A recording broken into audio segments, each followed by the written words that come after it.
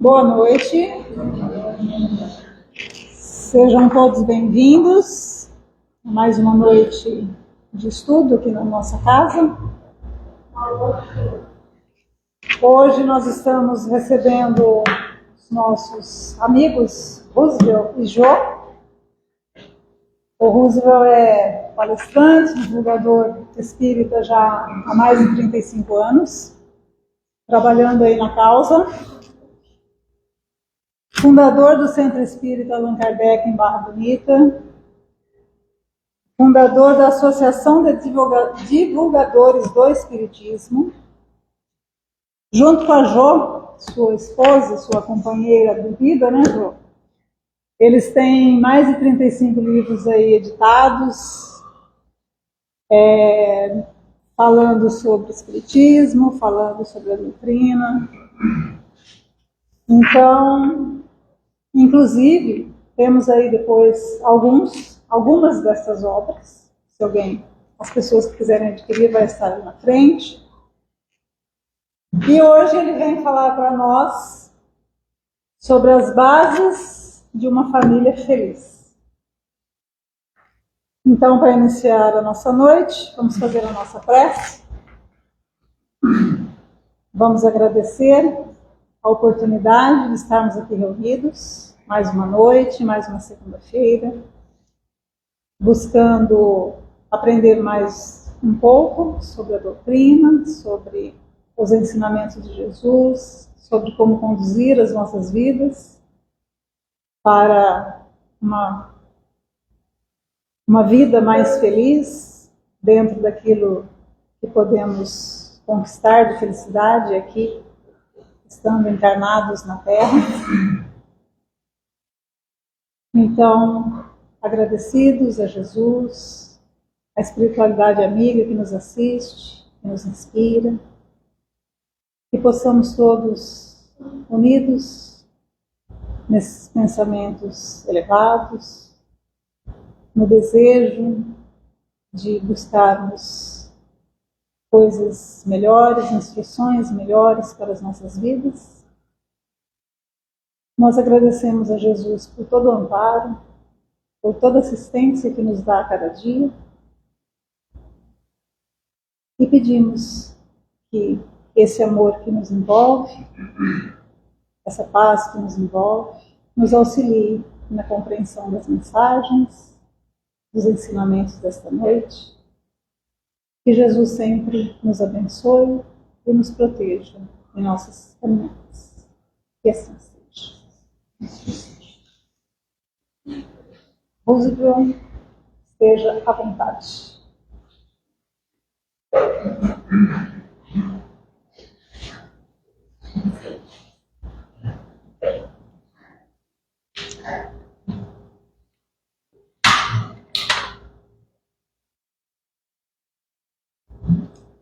Boa noite aos amigos, aos irmãos. Que Jesus nos permita hoje a sua paz. Iniciamos agradecendo aos companheiros desta casa pelo trabalho que desenvolvem. Sempre, absolutamente sempre que nós vemos as pessoas divulgando a proposta de Jesus, o seu Evangelho, dedicando parte da sua vida à disseminação da Boa Nova, isso nos enche de esperanças. Porque o mundo, e é fácil para todo mundo perceber, precisa de graves e profundas mudanças. Mudanças essas que só vão se operar quando a mensagem de Jesus também estiver impregnada nas nossas ações. O Evangelho é o caminho único para a reformulação de toda a humanidade. Encontrar companheiros que se dedicam a divulgá-lo, para nós, é motivo de muita satisfação. Assim fica registrado aos trabalhadores, dirigentes e voluntários desta casa a nossa manifestação de respeito e de gratidão. Particularmente, em meu nome, em nome da Jô, ao Reinaldo e à Cecília, que nos proporcionaram ontem e hoje uma experiência muito agradável, foram muito gentis.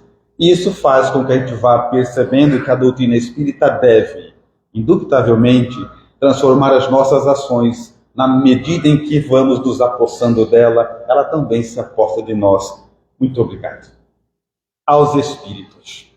donos, responsáveis por tudo aquilo que nós podemos colher essa noite, que inevitavelmente irá transformar a nossa vida. E isoladamente, a minha companheira, pela cumplicidade que marca não só a minha vida, mas tudo aquilo que produzimos. Trabalhos. O tema de hoje é muito especial e muito complexo. Muito mesmo. Muito difícil. Nós edificamos um trabalho, mais um livro, eu e a Jo, que tem como título Vida a Dois. E quando nós começamos a estudar, percebemos ainda mais a complexidade do assunto. Porque se família é um assunto importante, é um assunto caro para a doutrina espírita, a família é o berço da humanidade toda. Por outro lado, a família se assenta no casal. E é um tema muito pouco estudado, que muito pouco se fala dele, e um tema que possui uma dificuldade natural que os amigos vão entender com facilidade. Raramente alguém consegue dizer que vai casar sem ser vítima de uma piada. Já viram, não? Quando você chega para alguém e fala assim, tá sabendo ou não? Vou casar. O que as pessoas dizem? Agora você vai ver o que é bom. Agora que você vai ver. Ninguém consegue escapar disso. E aí eu fico pensando, acho algo muito estranho, porque se o casamento é uma proposta divina, o espírita se comporta de maneira equivocada ao colocar esses obstáculos. Mas é o tamanho da dificuldade, o tamanho do obstáculo que isso impõe a todos nós que faz com que exista uma certa repulsa a tratar do tema. Porque o trabalho que ele encerra é muito grande, é sobre isso que nós vamos falar hoje. Alguém poderia já nesse momento dizer assim, vim no dia errado, porque eu não casei, não pretendo casar, sou viúvo, sou viúva, qualquer coisa. Se você não casou ainda, fique tranquilo, enquanto a vida há esperança. Por outro lado, se você é viúvo, entenda como espíritos que somos. E toda vez que o espírito mergulha na matéria, ele aprende de tudo isso, tudo que você desenvolver hoje não fica limitado à encarnação atual, à experiência de hoje. Então, estudar os nossos relacionamentos vão facilitar as nossas próximas vindas para cá ou para qualquer outro mundo.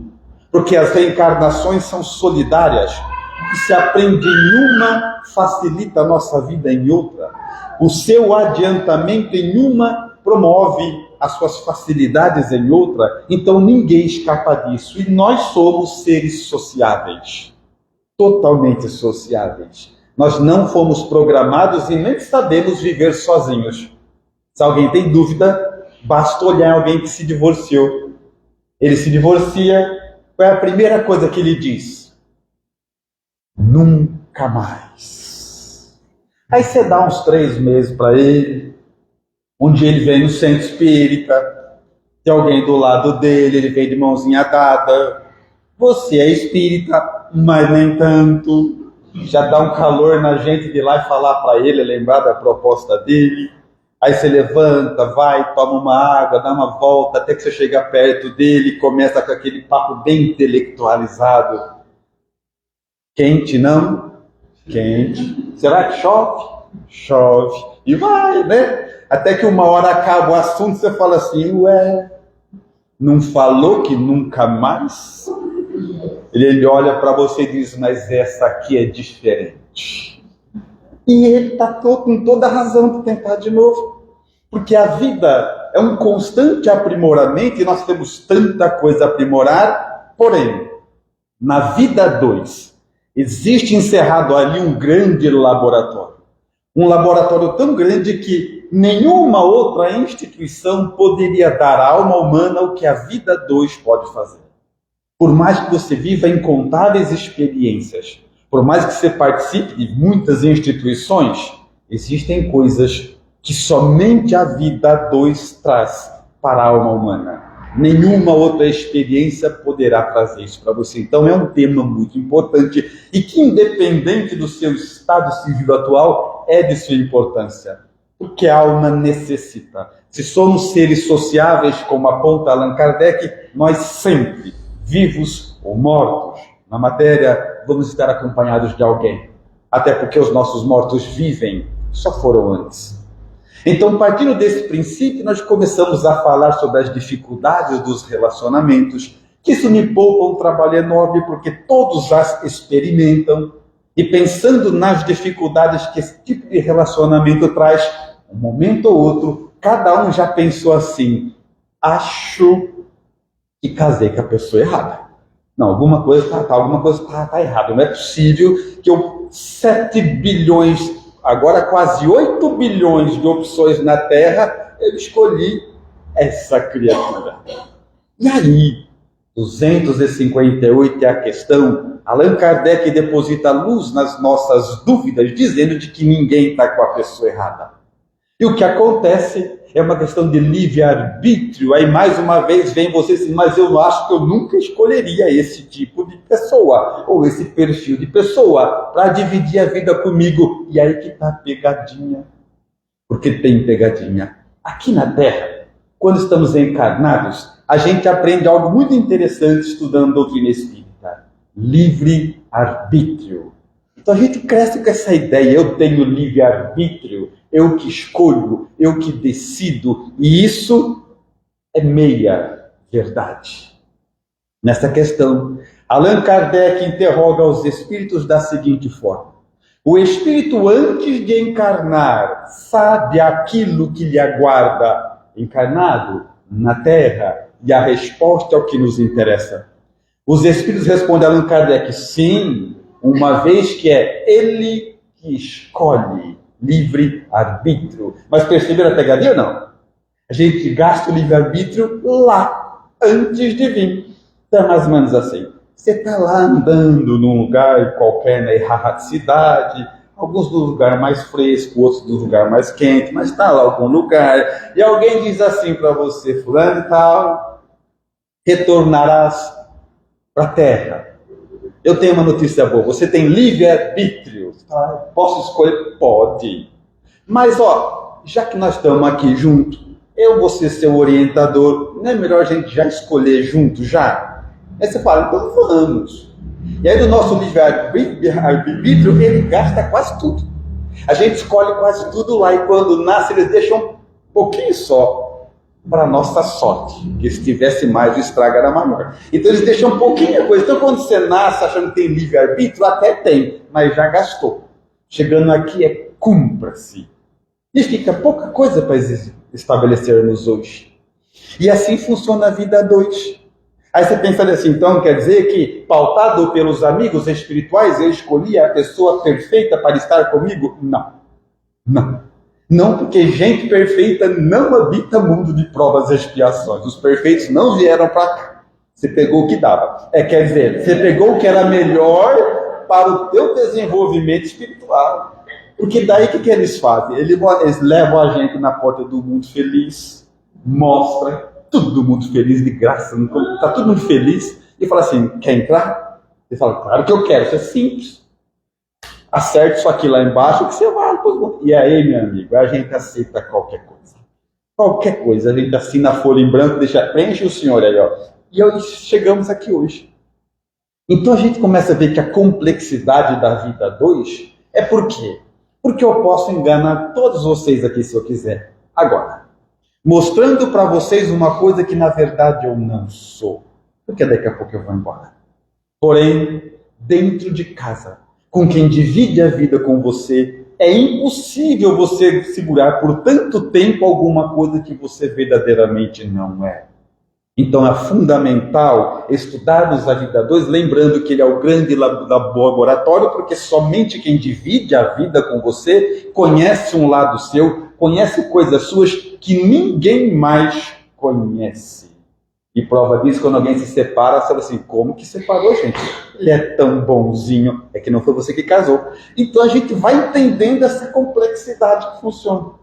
Somente a vida 2 proporciona isso. E eu me recordo, há muito tempo, eu estava começando na doutrina espírita, meu primeiro grupo de estudos, eu devia ter 17 anos. Tinha um grupo, eu falando lá na minha aula, e o assunto era a imortalidade da alma. Dei a minha aula toda. No final, uma senhora, no vigor dos seus 80 anos de idade, ela levantou a mão querendo fazer uma pergunta. Eu disse, pois não. Ela disse assim, pelo que eu entendi que você falou, a morte não existe. E quando eu morrer, eu vou encontrar o meu marido, que já morreu há mais de 30 anos. Eu olhei para a senhora e disse, senhora, fique tranquila. As possibilidades de um novo encontro são muito grandes. E ela respondeu, prefiro ir para o inferno. Então a gente vai percebendo como é difícil isso. Então, quando em doutrina espírita nós percebemos que ninguém quer tocar em alguns assuntos, eu falei nos sentidos na obrigação, e assim nasceu o Vida 2. E é difícil, espírita, sabe por quê? Quem é casado, levanta a mão só para me conhecer o público. Muito bem. Ah lá, os mais felizes, só de ver. Agora, dos que levantaram a mão, quem leu o plano de Deus para o casamento antes de casar? Levanta a mão. Foi o que eu pensei. Foi exatamente o que eu pensei. Então é bom orar. Porque assim, mas tem plano? Tem plano. Porque espírita, pensa comigo, o que estava na mente de Deus quando ele resolveu estabelecer que nós deveríamos viver em pares? O que estava na mente do Criador? Quais as intenções de Deus em fazer com que a gente viesse aqui divididos em pares? Nós temos que chegar a essa conclusão. E aí nós vamos ler, e Paulo, em sua carta ao povo de Éfeso, 5 é o capítulo, 31 é o versículo, ele diz assim, deixará o homem seu pai, sua mãe, sua família, se unirá à sua mulher, e a partir desse momento não existe mais dois, só um. Fácil, não é? Pessoas diferentes, gostos diferentes, desejo diferente, cultura diferente e hábito diferente, juntos os dois é para ser um. Que simples que ele pediu. E a gente não começou a conseguir entender que esse plano de Deus é um plano para dois, mas ele opera uma transformação moral em cada um isoladamente.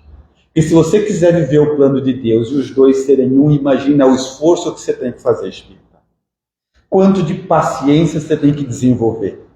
Quanto de resignação você precisa aprender. Como você precisa modificar o seu vocabulário, senão em casa vira inferno. Como é que você precisa comer comida ruim e falar que estava bom, porque senão não vai dar certo. Então é um trabalho, e eu espero que os amigos estejam me entendendo, eu estou falando de um trabalho profundamente espiritual. Juntar duas pessoas diferentes e falar assim, agora vocês têm que viver um. Perde a individualidade? De maneira nenhuma. É só para entender a regra. Até então você fazia o que era bom para você, agora não existe mais o que é bom para você. Ou é bom para os dois ganham, ou é bom ou ruim para os dois perdem. É isso que eles querem fazer. É um trabalho absolutamente espiritual. Você começa a pensar já de maneira coletiva. Você começa já a moldar a sua vida para levar para este fim. E aí algumas pessoas pensam, mas isso é muito difícil, você não sabe quanto é difícil. Eu sei que é difícil. Aliás, o Evangelho só gasta a linha com aquilo que é difícil. O que é fácil ele deixa a gente achar sozinho. Se está no Evangelho, é difícil. Então, quando ele fala assim, ó, deixará o homem, já falar de um rompimento, porque aí se inicia uma nova família. E essa nova família tem na sua base, para a felicidade da família, a vida do casal. Quando o casal entende essa regra mais cedo, toda a família vive melhor. E eles conseguem alcançar aquilo que está nos desígnios da criação. Porque todas as vezes que falamos em Vida 2, estamos falando de um profundo trabalho espiritual. Vocês têm personal training ou não? Não tem? Se não, já sabe o que é, não sabe? É alguém que quando você está cansado, não quer ter, fala, vamos, não, hoje vai sim. Mais um pouco, já viu ou não? Tua esposa, teu marido é o teu personal training spirit. É um personal, ele cutuca sua vaidade, orgulho, prepotência, não adianta, ele vai estar lá presente, te cutucando o tempo inteiro. É o nosso personal. Então, aí que está a intenção de Deus.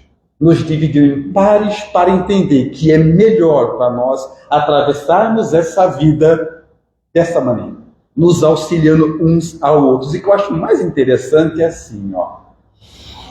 Quem quer um mundo de paz? Levanta a mão, por favor. Me decepciona essa hora, por favor, quero ficar firme. Todo mundo quer um mundo de paz. Aí, quando você foi nascer, Jesus fez essa pergunta para você. Quem quer um mundo de paz? Todo mundo levantou a mão. Assim, então, você quer? O mundo de paz, você entendeu que é o mundo inteiro, entendeu? Não, é todo mundo, né? Bom, já que você quer o mundo de paz, do mundo eu cuido, eu vou te dar só um para você cuidar. Deixa o mundo por minha conta. Para você, já que você quer o mundo inteiro de paz, eu vou te dar só um para você cuidar. Que é seu marido, que é sua esposa. Hoje a gente olha para você, Senhor, que peso é esse, Senhor? Nossa, eu não estou aguentando mais, Senhor. Que provação, o que eu fiz? E queria o mundo inteiro de paz, Ele deu só um para você. Começou a entender? Porque na verdade é um processo de treinamento espiritual. Ele dá um para treinamento, porque no mundo você vai encontrar pessoas com todas as oscilações ético-morais que você tem dentro de casa. É tudo igual. A gente treina no micro para um dia poder viver no macro. Mas é essa a proposta. De estarmos sempre nos dedicando e lembrando do plano. Não existe mais o bom só para mim. Isso combate o quê? Egoísmo, orgulho, vaidade. Agora só é bom se for bom para os dois. Alguém poderia nesse momento contestar assim, mas no meu caso não dá, eu me divorciei, eu separei. Eu sei. O assunto é complexo, tanto que no começo a ideia era fazê-lo somente em forma de seminário. Porque quando o plano não dá certo, seriam outras palestras que talvez um dia cheguemos lá. Mas hoje vamos falar do plano que deu certo. É quando o casal entende que eles estão juntos por um propósito divino, superior. E quanto mais você está com alguém diferente de você, quanto mais você está com alguém que racionalmente você não escolheria, a reflexão fica melhor ainda. Você pensa assim, como que uma inteligência acima da minha inteligência me uniu com essa criatura? O que eu tenho que aprender com ela? O que eu tenho que ensinar para ela? Porque se você está com alguém que você racionalmente talvez não escolheria, há uma inteligência superior que coordena tudo e todos e que fez esse trabalho para nós. Então a questão é, você tem duas opções. Entender que Deus não nasceu ontem e que a pessoa que está do teu lado é o teu grande propósito. Você pode fazer o que a maioria faz, escapar fazendo piadas de todo casamento. A esposa faz piada do marido, o marido faz piada da esposa, e assim nós vamos tocando dizendo, casamento é tudo igual. Mas há uma proposta superior. Quando você olha para quem está com você e pensa, quais são as intenções do Criador para me ligar com essa criatura? O que uma inteligência superior me pôs dentro da mesma casa com essa criatura? E buscar voos maiores. Pensar de outra maneira. Buscar uma outra visão desta relação, porque sempre existe. Eu acho muito interessante que quando a gente que é espírita, no caso, a gente vê os grandes missionários, né? Você vê Chico Xavier bonito, Chico Xavier, que missão, né? Que missão bonita, é ou não é? Essa hora vocês falam isso, passar aí na gravação, vocês falam, Chico Xavier, que missão bonita, é ou não é? Divaldo Franco, a Mansão do Caminho, vai ver que lindo, é ou não é? Né? E eles são missionários. Amigo, entenda uma coisa, você também é. E vou dizer mais, a tua missão não é menos complexa, nem menos nobre que a deles. É tão difícil quanto. Mas qual seria a minha missão? Se você vier acompanhado, dá uma olhadinha para o lado, que ela está bem perto de você, sua missão. Uns largaram a missão em casa, uns a missão já desencarnou, mas é isso aí. Percebeu que dá trabalho? Dá muito trabalho, é disso que nós estamos falando. É entender o grande propósito, e a gente tem que escapar o tempo todo, já viu não? A gente é espírita muitas vezes, porque o que você faz? Você leva o casamento de qualquer jeito e vai para o centro segunda, terça, quarta, quinta, sexta, sábado, domingo. Sabe assim, senhor, mas compensou, trabalhei tanto para Jesus, né? Errou. É bom que fique claro. Se dedicar sua vida e negligenciar o que está em casa, por mais nobre que seja, errou. Mas e se eu conseguir dar comida para todas as crianças que passam fome na África e não ligar para quem está em casa? Errou. Mas se eu der água para todo o canto do Nordeste inteiro e não negligenciar com quem está dentro de casa, errou. E aí nós vamos tendo noção do que é que nós temos que realizar. Porque eu vejo muitas vezes quando a gente fala em casamento, atendimento fraterno, ou as pessoas falando com a gente sobre as dificuldades do casamento, é muito legal, porque elas falam assim, vão orar assim, Senhor, meu marido, Senhor, faz alguma coisa, eu não aguento mais, Senhor. E eu imagino Deus falando assim, já fiz, mandei você. Porque essa é a proposta. Por isso nós estamos em paz. Senhor, minha esposa, eu não aguento mais, faz isso, faz alguma coisa, Senhor. Fiz, mandei você. Essa é a finalidade. Você é a ajuda espiritual para o teu marido, para a tua esposa. Por isso é um grande e profundo trabalho, absolutamente de caráter espiritual. E negligenciar isso, nós negligenciamos com a nossa encarnação. Perdemos o grande salto que poderíamos dar. E isso é importante entender. Mas aí, entre os grandes obstáculos que a vida a dois impõe, um deles é o seguinte: espírita, quem é prioridade na sua família? Tem lá marido, tem lá esposa, tem lá os filhos. E a pergunta é muito simples: quem é prioridade para você na sua casa? Eu nem vou deixar todo mundo falar, porque a resposta eu quase adivinho, porque é uma resposta instintiva. Meus filhos, prioridade? Meu filho. Prioridade é meu filho. E é uma resposta absolutamente instintiva, porque isso é animal cuidar da prole, é uma resposta autônoma, a gente não precisa nem pensar para fazer isso. Qualquer um fala pelo meu filho, eu mato e morro, essas coisas, besteiras todas, porque o difícil é viver, matar é fácil. Então a gente vai vendo todas essas coisas, e é uma resposta instintiva, porém errada. Absolutamente errada. E a gente se equivocando nisso, comprometemos toda a família. Porque para a esposa a prioridade é o marido. E para o marido a prioridade deve ser a esposa. Mas e filho? Filho é dependente. É para olhar e aprender como é que faz para um dia fazer na casa dele. Ele olha como o pai trata a mãe, como a mãe trata o pai, ele tem que observar e aprender, é só isso. Mas a prioridade do casal é o próprio casal, basta olhar para o plano. Se unirá o homem e a mulher, e serão os dois filhos, nem conta. Para ajudar essa reflexão, Khalil Gibran diria assim: teus filhos não são teus filhos, vieram através de ti, mas não são teus filhos, são filhos da vida. Em outra passagem, filho é flecha, pai e mãe é arco. Traga seus filhos bem perto de você, para um dia se eu soltar eles irem bem longe. Então a gente aprende errado. Nasce o filho, a prioridade para a mãe, o filho é prioridade do pai ao filho, um dia o filho vai embora e nós não temos mais casamento. É simples assim. Então é uma resposta instintiva. Mas o correto é os filhos começarem a observar a vida dos pais, como se comportam, como se tratam, e ele vai aprendendo com tudo isso para onde iniciar a família dele. É muito simples. Mas nós fazemos absolutamente o inverso. Alguém poderia ainda pensar assim: mas eu não concordo com isso. Então apele ao seu bom senso. Pensa comigo. Marido é uma coisa feita para ficar. Esposa é uma coisa feita para ficar. Filho é uma coisa feita para ir embora. Não entender isso, e quando eu falo que é prioridade, eu não estou falando de amar mais ou amar menos, porque não se misturam os amores. São absolutamente diferentes. Então não se trata de amar mais ou amar menos. Mas o que se trata é de saber quem é prioridade. É bom que meu filho veja que a mãe dele é a minha prioridade, que o pai dele é a minha prioridade, porque na casa dele é assim que ele vai agir.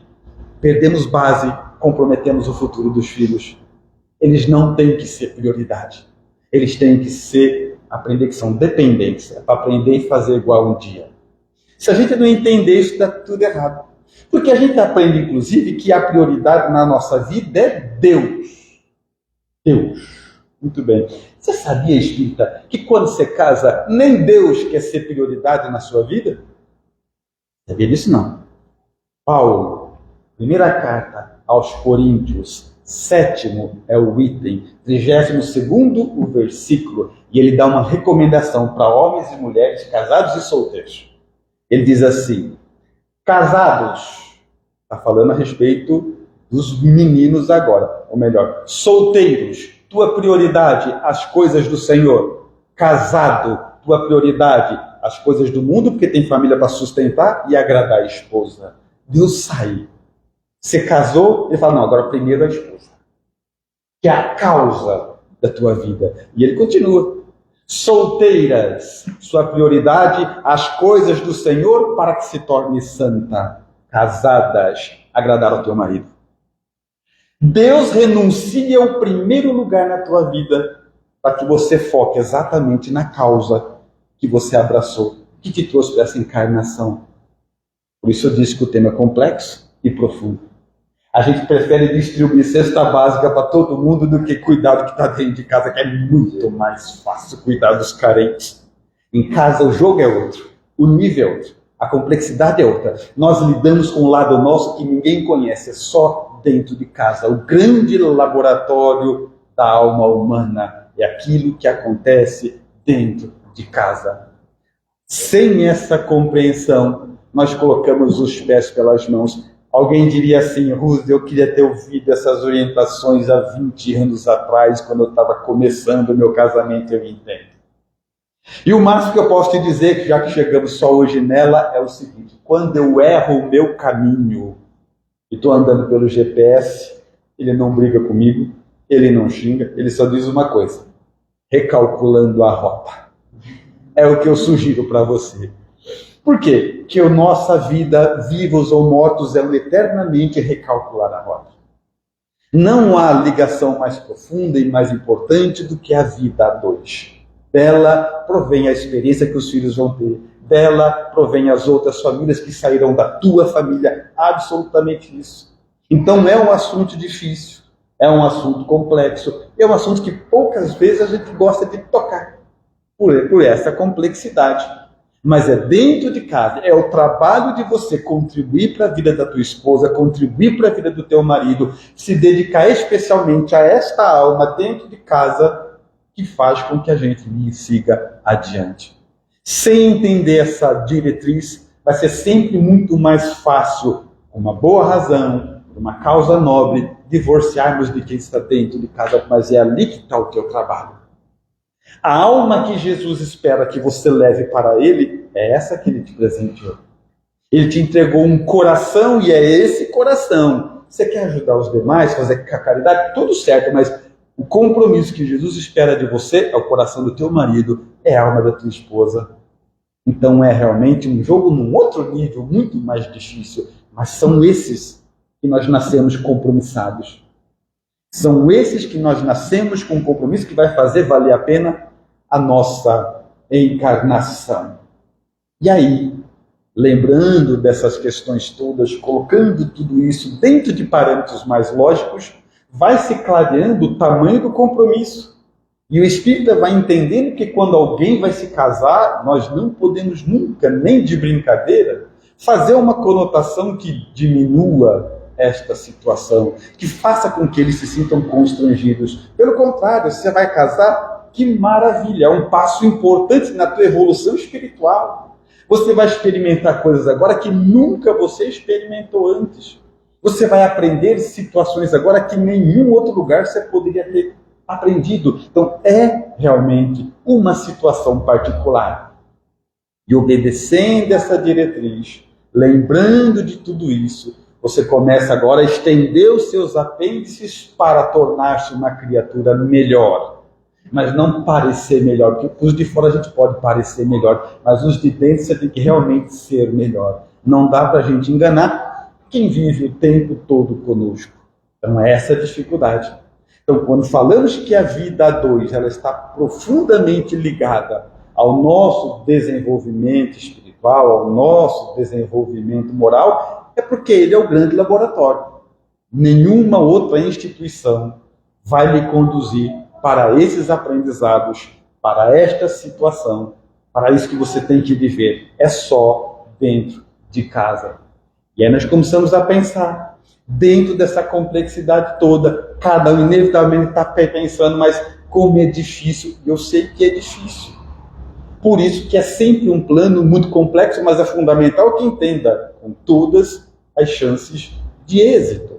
Sempre existe êxito nisso. Porque se cada um vem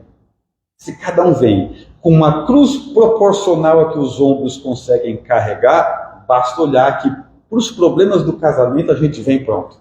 A gente sabe que nos aguarda. Mas acontece algo muito interessante, nós vamos renunciando a algumas questões, que o que a gente não vem pronto é a nossa maneira de nos comportarmos aqui. E vocês perceberam que a gente deixa tudo que é de pior nosso para quem vive dentro de casa com a gente? Percebeu ou não? Quer fazer um teste? Então vamos fazer um teste. Pensa na sua casa, na sua vida a dois. A gente guarda as louças mais caras, os copos de cristais para quando? Quando vem visita. Quem divide a vida com você? Copo de requeijão. Janta de casa, né? Sua roupa nova. Onde é que fica a roupa nova? Vou mais. Você tem uma calça, o tempo vai passando. Calça não é perispírito, porque perispírito é elástico. Calça tem elástico. Um dia acaba. Começou a cair, que a calça cai, a cueca sobe, fica aquela fecha, né? O que a gente faz? Opção A, joga fora. Opção B, doa pro bazar do pichincha, às vezes vai, né? Opção C, você fala assim, vou guardar para ficar em casa. Que agora que ficou boa, agora que ela fica mais feliz, agora ficou boa, gostosa, né? Camisa furou, o que você fala? Não, tá furado, é pouco furo. Vamos guardar para ficar em casa, né? E a gente vai pegando tudo que é de ruim nosso e faz o quê? Oferece para quem divide o coração com a gente. Faz sentido isso, espírito? E aí, de repente, toca a campainha, alguém, você vai lá, espia, visita chegando. Você fala assim, tem visita chegando, sai todo mundo se arrumar, se trocar para visita, que não tem ligação nenhuma com a sua vida. Se alguma coisa a gente errou, a gente tropeçou em algum ensinamento. Aí a gente se troca, se perfuma, se arruma, a visita vem, fica com a gente 10 minutos, vai embora, vai falar mal de qualquer jeito, e a gente vai se desmontar para ficar com esse jeito. Alguma coisa está errada. Percebeu que nós falamos de um problema de educação? A gente guarda o melhor de nós para que não tem nada a ver com a nossa vida. E as pessoas que dividem a vida conosco recolhem o pior de nós. A gente errou absolutamente em tudo isso. Então, dentro desta proposta, dentro dessa nova observação, isso muda completamente. A gente quer ser gentil com as pessoas de fora, educado com a pessoa de fora. Tanto é que o caminho para você ter uma vida a dois diferenciada, qual é? Trate a pessoa que vive com você como visita. Esse é o grande caminho. Porque você fala assim, mas o que acontece é uma coisa assim, ó, você pensa que é fácil mudar assim? Não, não é fácil. Aliás, é muito difícil. Vou dar um exemplo, espírita, que compromete a vida a dois. Não é a dificuldade, porque a dificuldade eu lembro, você veio pronto. Para que você não veio pronto? Você não veio pronto para falta de educação, você não veio pronto para abandono, você não veio, para isso a gente não veio pronto. Vou dar um exemplo. Vocês perceberam que quando a gente está começando namoro, noivado, eles andam de mãos dadas, beijam mais, abraçam mais, perceberam ou não? Tem uns que estão olhando para mim como não, eles não lembram disso. Faz uma força. Né? Abraçava, beija mais. Vai passando o tempo, que acontece? Some. Aí você olha o plano, os dois serão um. O que combina mais com os dois serão um, espírita? Andar de mão dada ou andar como a maioria anda? Filho indiano, já viu não? É o marido na frente, 3 metros vem a esposa, 2 metros vai os filhos. A impressão que ele assim, pega, né, para ver se a pessoa sai correndo. O que faz mais sentido? É só isso. Aí você fala assim, Rose, eu estou decepcionado com você. Eu vim aqui achando, é um centro espírita, eu achei que nós teríamos uma palestra espírita, e você vem falar de abraçar, de beijar. Eu estou falando de espiritismo. Vamos para o livro dos Espíritos, item número 100. Nós vamos encontrar ali na escala espírita a radiografia que temos de nós, os habitantes do planeta Terra, fala de mim e de você, sabe que começa? Começa assim, espíritos da terceira ordem, 2 pontos, características gerais, influência da matéria sobre o espírito. Tudo que acontece na matéria influencia o espírito. Você está com o seu marido, esposa, pega na mão, espírito, pega na mão. Pode pegar, pega. Namorado, pega. Percebeu ou não? Não dói.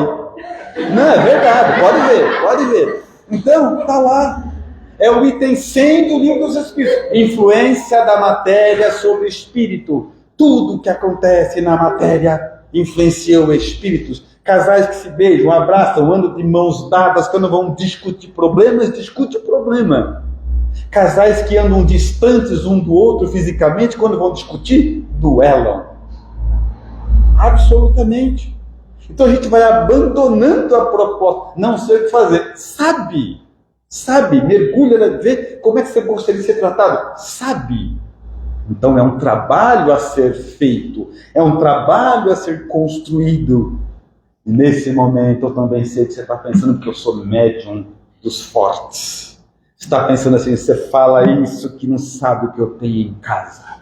Você não sabe como que ela é insuportável, Espírito, deixa eu falar uma coisa para vocês. Eu nunca fui na sua casa, mas eu sei. Eu sei porque eu sou espírita.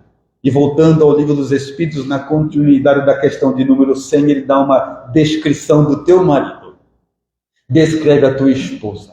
Lá está escrito assim: caracterizado por orgulho, vaidade, inveja, egoísmo e todas as paixões que lhes são consequentes. Eu sei que você tem em casa.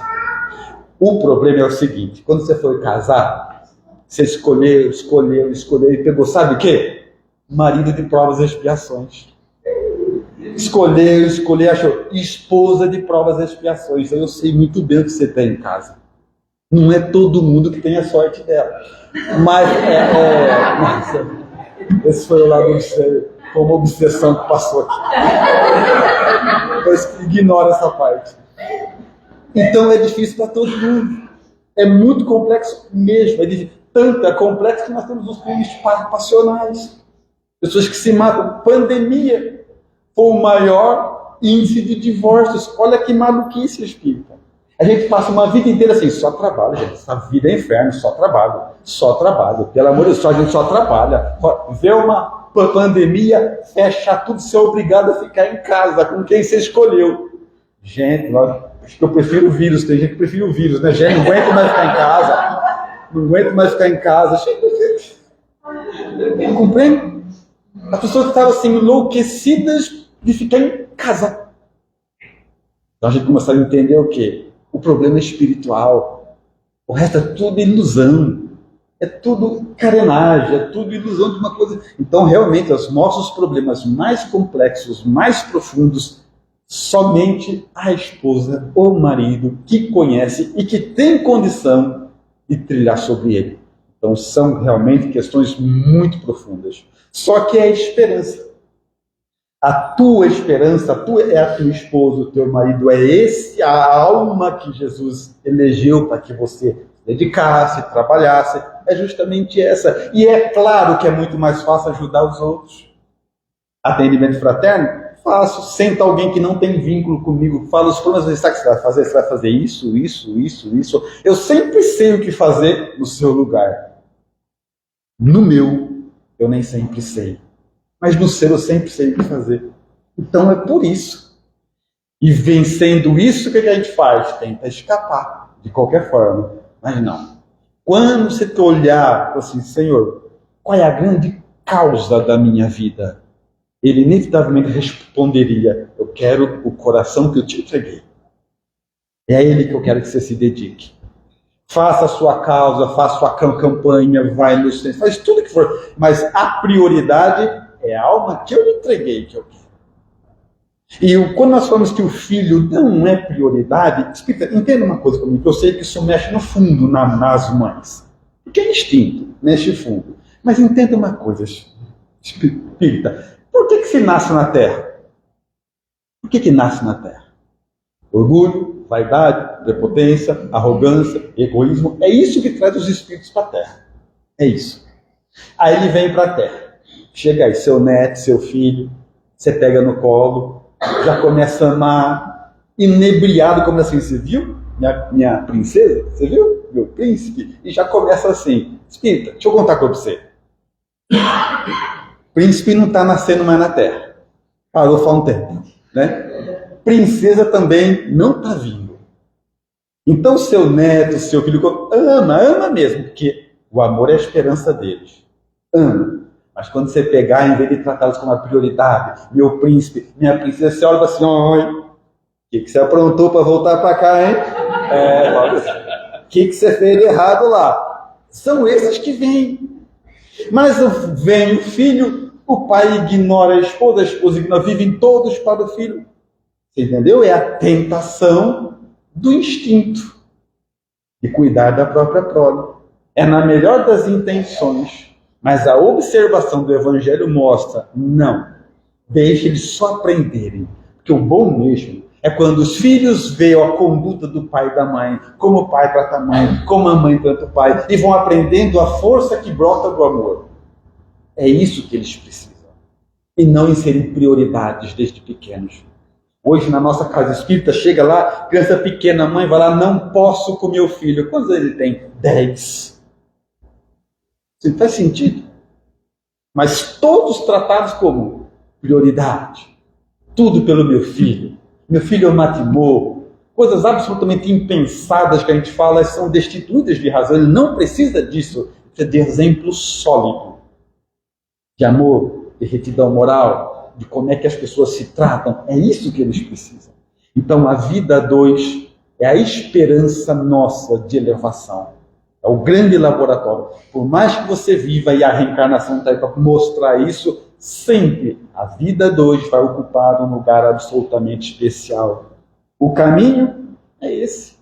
Trata quem divide a vida com você como visita o tempo todo. Você está no seu trabalho, você está, tanto faz, você trabalha, vai, briga, corre, paga conta, aquela vida de todo mundo, você está chegando na tua casa, antes de abrir o portão, você para e pense, bom, agora eu vou entrar na grande causa da minha vida. Briguei até agora, daqui para frente, não, aqui para frente é diferente. Aí você já está pronto para abrir a maçaneta e entrar na tua casa, porque é ali que vai valer o jogo de verdade. E quem está dentro, mesma coisa, está chegando aquele que Jesus espera que eu dê jeito.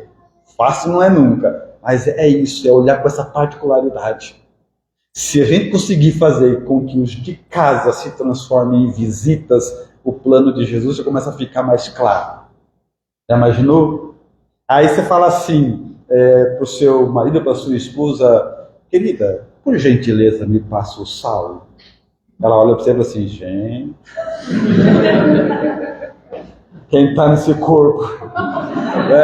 Mas você não desista, que um dia ela vai entendendo, né? E ela da mesma forma, porque muitas vezes a pessoa fala assim, olha, eu vim sozinho na palestra, no seminário muito mais, que a gente aprofunda muito, né? Eu vim sozinho, agora chegando em casa, eu vou falar com meu marido que ele tem que mudar. Assim, não, caminho errado, não é assim que funciona. Exigir a mudança do outro, ficaria muito fácil desse jeito? Não. O caminho é assim, a vida a dois começa com o despertamento de um. Dificilmente os dois despertam ao mesmo tempo assim, vamos fazer uma vida que vale a pena. Vamos mostrar para Jesus que ele acertou em juntar nós dois? Vamos mostrar? Dificilmente. Geralmente é um que desperta. E o caminho não é cobrar do outro. O caminho é falar assim, quer saber de uma coisa? Entendi. Não vou bobear, eu vou levar minha encarnação a sério. Eu vou ser tão gentil com meu marido, com a minha esposa, seja lá o que for. Eu vou ser tão educado, mas tão gentil, tão educado, que vai ser impossível dele não perceber minha mudança. Eu vou tratar com tanta educação, com tanto cuidado, com tanto zelo, que vai ser impossível ele não ver que eu mudei. Só depois, quando ele vê que existe algo diferente em você, você pode falar assim, viu, por que você fala assim? Por que você me trata assim? Só depois. Mas alguém começa primeiro com esse jogo. E se você está aqui, o eleito foi você. Porque tem que começar para falar assim, quer saber, eu vou me transformar, eu vou mudar, eu vou pegar tudo que eu aprendi no centro espírita, tudo que a doutrina espírita me deu, e agora eu entendi que é para gastar tudo em casa. Em casa. É ali que é para mim gastar tudo que eu aprendi em doutrina espírita. Por mais que seja mais fácil gastar fora de nós. E aí você vai vivendo coisas interessantes, né? E é só pensar na visita que vai ficar tudo certo, né? Porque assim, você coloca uma toalha branca na sua sua mesa, põe lá macarrão com molho vermelho, a visita vai pegar e vai pôr no prato com aquele rastro de molho vermelho. O que você fala para a visita espírita? Não tem problema. Nem gostava dessa toalha. Se alguém de casa que faz isso, pelo amor de Deus, aqui não quer dar para ter nada nessa casa, não dá vontade de fazer nada aí, ó. Não é? É isso que nós estamos falando. Então você sabe o caminho? Claro que você sabe, espírita. Claro que você sabe. Agora, eu não sei se vocês estão conseguindo entender. Eu não sei se vocês estão conseguindo entender que tudo que eu falei é de caráter espiritual, né? Porque quando meu marido, a minha esposa, derruba aquela lista de molho vermelho e eu não grito com ele, e eu sou gentil mesmo assim, eu venci. Não ele. Não ela. Venci o meu impulso de agredir, de revidar. Eu venci a mim. E em tudo isso o plano é esse. Não é um vencer o outro. Mas tendo o outro como exemplo, como caminho, como veículo, você vence a você mesmo. Igual quando alguém grita e você responde falando baixo, é vitória da própria alma. A própria alma que libertou. Porque são todas as lições. Por exemplo, você já tem chefe ruim? Olha, se alguém trabalha com o Renato aqui, ele está na frente, ele não olha para trás. Vocês têm chefe ruim? Porque, gente, é importante ter chefe ruim. Se vocês nunca tiveram, eu desejo que tenham um chefe ruim, porque é verdade. Porque assim, o que acontece? Você tem um chefe, você vai trabalhar, você faz tudo certo, errado, pouco importa. Seu chefe chega e acaba com você. Grita, xinga. E sabe o que você fala para o seu chefe? Sim, senhor. Isso é muito bom para a alma. Sabe por quê? Pensa como espírito. Se você não falou nada para o seu chefe, é porque você consegue sim, lá na tua casa, também silenciar. Se você conseguiu não falar nada para o seu chefe, é porque lá na tua casa, quando a tua esposa estiver desequilibrada, teu marido estiver desequilibrado, alguém estiver fora do prumo, e gritar e se exaltar, você pode sim falar assim, calma. E quem te ensinou isso foi o chefe ruim. É isso que eu estou falando. Então, tudo que eu digo é para observar sobre a ótica espiritual. A vida 2 visa a transformação individual de cada um. Então você consegue, para ficarem juntos, para se manterem juntos, ter que fazer uma reforma de valores íntima, profundamente íntima. E quando nós falamos em reforma de valores, o grande problema, sabe qual é?